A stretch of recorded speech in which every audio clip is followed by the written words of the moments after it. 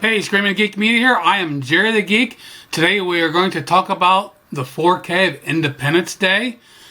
But before we do, if you like physical media, 4Ks, Blu-rays, DVDs, if you like home theater, movies, Xbox, check out my other videos on my channel. I got all kinds of stuff related to media. Like, subscribe, turn your bell notifications on.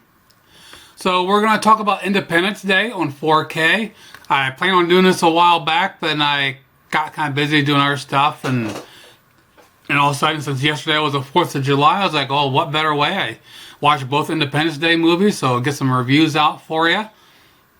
This is one of the all-time great blockbuster movies. This is what basically put Will Smith on the map, made a big name for him. Also has Bill Pullman, Judd Hirsch, Jeff Goldblum.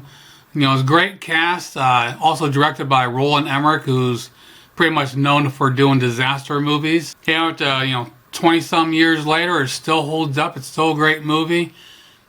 So this 4K release comes from Fox. Came out in 2016. Same year as the sequel hit the theaters. We get both versions of the film here, the theatrical and the extended cut. And when it comes to extended cuts, they're a mixed bag for me. Sometimes they're great. Makes a big... take something like The Abyss, Terminator 2. The stuff that was cut out, and once they put it back in, it changed the whole freaking story. It added so much more. Some movies were just a few minutes. They're just not a whole lot. This one's kind of a mixture. The added footage, there's a couple things that kind of make sense. Tells a little bit extra, but is it needed? Maybe not. I think it's okay to watch the theatrical. Like I said, the extended cut doesn't really give you a whole lot more. A couple of the scenes that really stand out that probably I actually don't mind is when Russ is talking to Miguel and he says, I am your father, and Miguel was like, no, you're not. You're just a man that married my mother. So which, before then, you never really knew he was like a stepfather. You just kind of had to guess. And then later when they reach Area 51 and when the kid needs the medicines and he goes berserk, threatening, he's like, wants someone to help the kid. That was cut out. It was like, kind of shows what, love for the kids.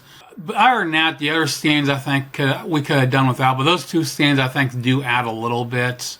The movie was originally filmed 35mm, has a 4K digital intermediate, HDR10, no Dolby Vision. And the picture's pretty good. I guess I was a little let down because all the movies I've watched the last several days I'm doing reviews of, I've had some really knockout presentations, and Fox, in my opinion, doesn't always deliver on that fact. They're decent. Look at some of their 4Ks like the Predator movies, Speed, Alien. Those are really good presentations. This one's, it's good but not great. Nothing to write home about. It's not going to make any top 10 lists in my opinion. There are some scenes that look a little soft, but overall it's got some really good detail, some nice pops of color, some good rich depth to it. And as far as comparing it to Blu-ray, I got rid of my old Blu-ray I had, so I had to compare it with the Blu-ray that was in here, which is pretty good because apparently they did a remaster of the Blu-ray right before the 4K came out, so I'm sure that's what this is. Even though there are some differences, a little bit of color timing, upticks in detail. 4K definitely looks a little bit richer. So if you've got one of the older Blu-rays, there's probably going to be a bigger difference for you. So here, check out some comparison shots of the Blu-ray and the 4K. We'll come back and talk about the audio, packaging, and the bonus features. And we'll see you in a minute.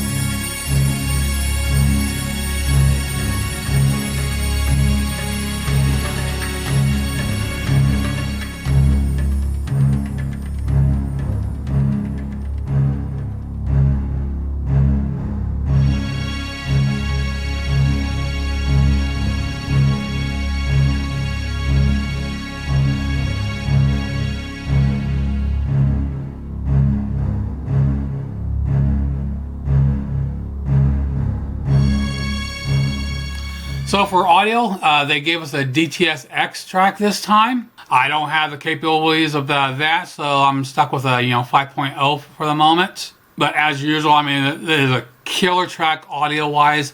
It makes up for the lack of the video presentation. Incredible bass, low end throughout. I just cannot get over how much my house was shaking watching this thing. Nice, clear dialogue, great use of a surround, the channel separation. Everything is well balanced here. There is one negative comment about the audio track here, and it's something that's missing. It's not on a Blu-ray, but it's something I remember on Laserdisc. And it's at the beginning, as you're on the moon, and as it pans out, the screenshot shows you see some footprints on the moon's surface, and you see the sand, shifting, vibrating.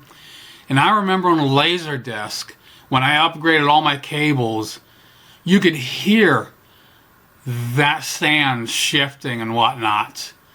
You don't get that here.